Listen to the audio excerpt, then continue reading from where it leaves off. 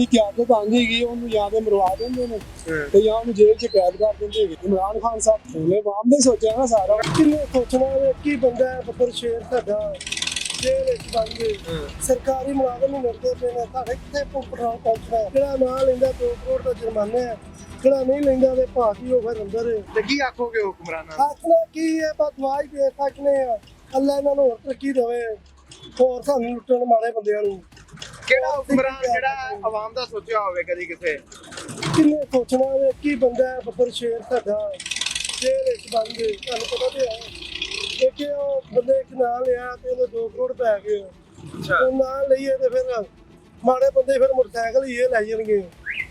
ਯਾਨੀ ਕਿ ਅਗਰ ਤੁਸੀਂ ਕਿਸੇ ਦਾ ਉਹਦਾ ਨਾਂ ਲੈਂਦੇ ਤੇ ਉਹ ਤੰਗ ਵੀ ਕਰਦੇ ਨੇ ਫਿਰ, ਹੈ ਜ਼ਾਹਿਰ ਗੱਲ ਹੈ ਜੋ ਹਾਲਾਤ ਚ ਆ ਗਏ ਨੇ ਗਰੀਬਾਂ ਦੇ, ਯਾਨੀ ਕਿ ਆਵਾਮ ਨੂੰ ਨਹੀਂ ਜੀਣ ਦਿੰਦੇ ਇਹ। ਨਹੀਂ ਤੁਹਾਡੇ ਸਾਹਮਣੇ ਹੀ ਹੈ ਕੀ ਜੀਣ ਦੇਣਾ ਹੈ ਮਾੜੇ ਬੰਦੇ ਨੂੰ। ਕੀ ਆਖੋਗੇ ਉਹਦੇ ਬਾਰੇ ਜਿਹੜਾ ਇਸ ਟਾਈਮ ਬੰਦ ਕੀਤਾ ਹੋਇਆ ਜੇ ਇਮਰਾਨ ਖਾਨ?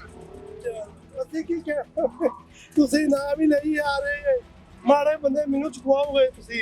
ਨਹੀਂ ਤੁਸੀਂ ਉਹਦੇ ਇਹ ਇਸ਼ਾਰਾ ਕਰਤਾ ਤਾਂ ਮੈਂ ਕਹਿੰਦਾ ਨਾਮ ਲੈਣਾ ਮੁਨਾਸਬ ਹੈ। ਕੋਈ ਐਸਾ ਇਸ਼ੂ ਨਹੀਂ ਨਹੀਂ ਹੈਗਾ। ਭਾ ਦੀ ਨਾਂ ਲੈਣਾ ਵੀ ਇੱਥੇ ਕਿਨਾ ਮੁਲਕ ਵਿੱਚ ਅੱਛਾ ਨਾਂ ਉਹਦਾ ਨਾਮ ਵੀ ਨਹੀਂ ਲੈ ਸਕਦੇ? ਨਾ ਭਾ ਮੈਂ ਤਾਂ ਨਹੀਂ ਲੈ ਸਕਦਾ।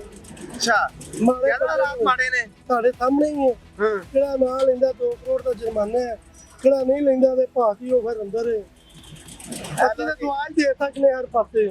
हर पासे दुआ दे सकते हैं जी। डीजल 200 महंगा होने जा रहा है जे अमकानात में की कहोगे? ਗਰੀਬ ਲੋਕ ਤਾਂ ਪਹਿਲੇ ਵਿਚਾਰੇ ਬੜੇ ਪਰੇਸ਼ਾਨ ਹੈਗੇ ਨੇ। ਉਹ ਤਾਂ ਪਹਿਲੇ ਹੀ ਉਹਨਾਂ ਨੇ ਜਿਹੜਾ 500 ਰੁਪਏ ਲੀਟਰ ਵੀ ਹੋ ਜਾਏਗਾ ਉਹਨਾਂ ਨੇ ਫਿਰ ਵੀ 100 ਦਾ ਹੀ ਪਵਾਉਣਾ ਹੈਗਾ। 100 ਦਾ ਜਾਂ 150 ਦਾ उधर जाके मोटरसाइकिल बंद हो जाएगी ਬੰਦ ਹੋ ਜਾਏਗੀ, ਰੇਟ ਕੇ ਲੈ ਜਾਣਗੇ। तो शिकवा नहीं करोगे हुकूमत आगे? ਸ਼ਿਕਵਾ ਕਰ ਰਹੇ ਹਾਂ, ਬਿਲਕੁਲ ਸ਼ਿਕਵਾ ਹੀ ਹੈ ਨਾ। ਸਭ ਤੋਂ ਵੱਡਾ ਜਿਹੜਾ ਸ਼ਿਕਵਾ ਹੈ।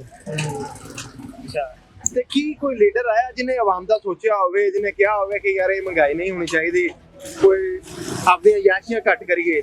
ਜਿਹੜੀ ਕਿਆਦਤ ਆਂਦੀ ਹੈਗੀ ਉਹਨੂੰ ਜਾਂ ਤੇ ਮਰਵਾ ਦਿੰਦੇ ਨੇ ਤੇ ਜਾਂ ਉਹਨੂੰ ਜੇਲ੍ਹ 'ਚ ਕੈਦ ਕਰ ਦਿੰਦੇ ਹੈਗੇ। ਤੇ ਕਿਹੜਾ ਬੰਦਾ ਕੋਈ ਆਇਆ ਵੀ ਨਹੀਂ ਨਾ ਇੱਥੇ ਇਸ ਮੁਲਕ ਦੇ ਕਿਉਂ ਨਹੀਂ ਆਇਆ? ਕਿਉਂ ਨਹੀਂ ਆਇਆ? ਤੁਸੀਂ ਵੀ ਗੌਰ ਕਰੋ ਨਾ, ਕਿਉਂ ਨਹੀਂ ਆਇਆ? ਕੌਣ ਆਇਆ ਜਿਹਨੇ ਆਵਾਮ ਦਾ ਸੋਚਿਆ ਸੀ? ਇਮਰਾਨ ਖਾਨ ਸਾਹਿਬ ਉਹਨੇ ਆਵਾਮ ਦਾ ਸੋਚਿਆ? ਬਿਲਕੁਲ ਸੋਚਿਆ ਆਵਾਮ ਦਾ। ਕੀ ਆਵਾਮ ਦਾ ਸੋਚਿਆ ਸੀ ਉਹਨਾਂ ਨੇ? ਉਹਨੇ ਆਵਾਮ ਦਾ ਹੀ ਸੋਚਿਆ ਨਾ ਸਾਰਾ। ਉਹਨਾਂ ਨੇ ਸਵਾਲ ਹੀ ਮਹਿੰਗਾ ਕੀਤਾ। ਪੈਟਰੋਲ ਤੇ ਨਹੀਂ ਮਹਿੰਗਾ ਉਹਨਾਂ ਨੇ ਕੀਤਾ ਹੈਗਾ। ਉਹਨਾਂ ਦਾ ਤੁਸੀਂ ਦੌਰ ਦੇਖ ਲਓ।